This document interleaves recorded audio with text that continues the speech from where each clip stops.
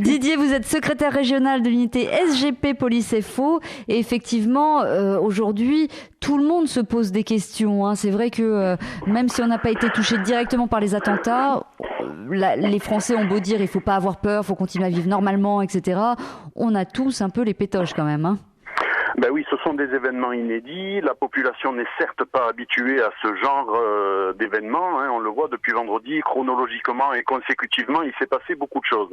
Bien entendu, ce n'est pas toujours rassurant et les gens se sentent parfois vulnérables. D'autres sont peut-être plus influençables par l'ensemble des communications, de la presse, des réseaux sociaux, de ce qui se dit et de beaucoup d'intox aussi qui est colporté.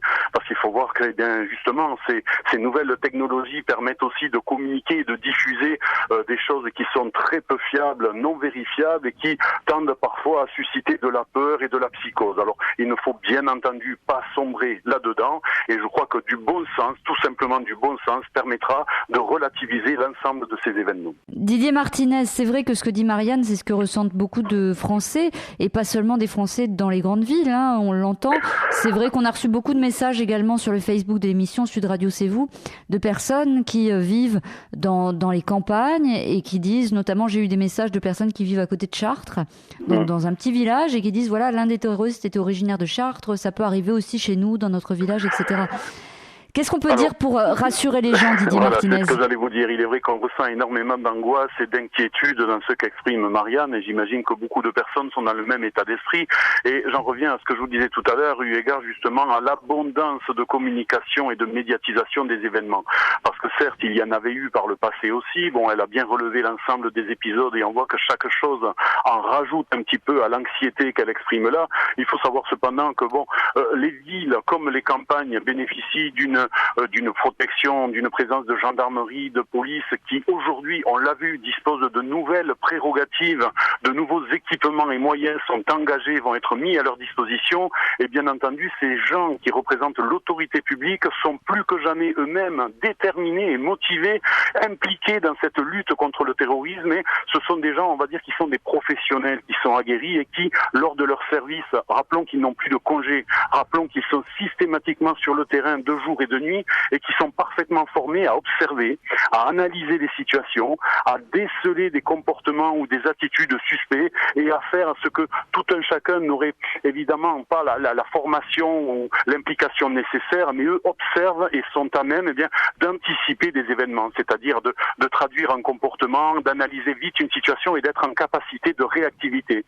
Cette réactivité de la police, c'est ce que la population attend d'elle, qu'elles sont en capacité de réagir, de prévenir et d'être en tout lieu et toutes circonstances aptes à la défendre. Alors pour cela, il fallait des moyens qui ont été mis à disposition. Je rappelle qu'il s'agit d'armes lourdes pour riposter aussi aux armes de guerre qui nous sont opposées par le biais de ces terroristes, de se protéger eux-mêmes avec des gilets lourds et des moyens adaptés, des équipements convenables, et la mise à disposition de ce personnel de façon très très massive sur le terrain et avec l'armée. Alors c'est vrai que l'armée en appui, c'est une bonne chose, mais évidemment de voir du verse militaire en présence de policiers un petit peu partout, certes, pour certaines personnes, c'est rassurant, pour d'autres, c'est un mélange subtil d'angoisse, d'inquiétude, et à la fois, est-ce que nous sommes vraiment en sécurité? La réponse, elle est en préambule et en préalable de tout ce qui a pu se passer la semaine dernière. Oui, tous les sites publics, tous les sites sont sécurisés avec la présence policière, mais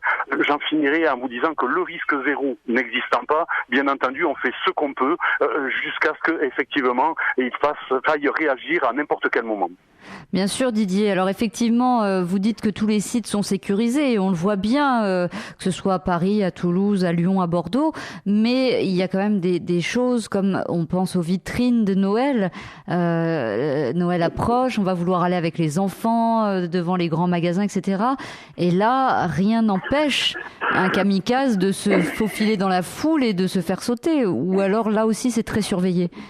Oui, rien ne l'empêche, on est bien d'accord, mais c'est extrêmement surveillé. Rappelons qu'il n'y a pas que la présence des policiers, il y a toutes ces caméras qui équipent les centres-villes, les municipalités, et qui sont elles aussi bien exploitées et avec du personnel bien rodé et affûté pour déceler, comme je vous disais, tout comportement suspect. Les personnels de la police, les uns en civil, que les gens ne repèrent pas, et les autres bien visibles avec des militaires, eux aussi sont là à l'entrée des magasins, à l'entrée des sites de manifestation aussi, puisqu'on le voit, il y a en période de décembre des lotos, des soirées, des événements, il y a beaucoup effectivement de manifestations et d'organisations, lesquelles sont maintenues dans beaucoup de sites, ils seront protégés et tout sera mis en œuvre justement pour déjouer quelques menaces que ce soit, en étant d'une part par l'anticipation et la prévention, et au cas où avec la capacité de réaction. Donc je veux dire, ne sombrons pas non plus dans la psychose, tout est mis en œuvre, tout y est, pas de risque zéro certes, mais bon, il faut maintenant prendre un petit peu de recul et de hauteur par rapport aux événements,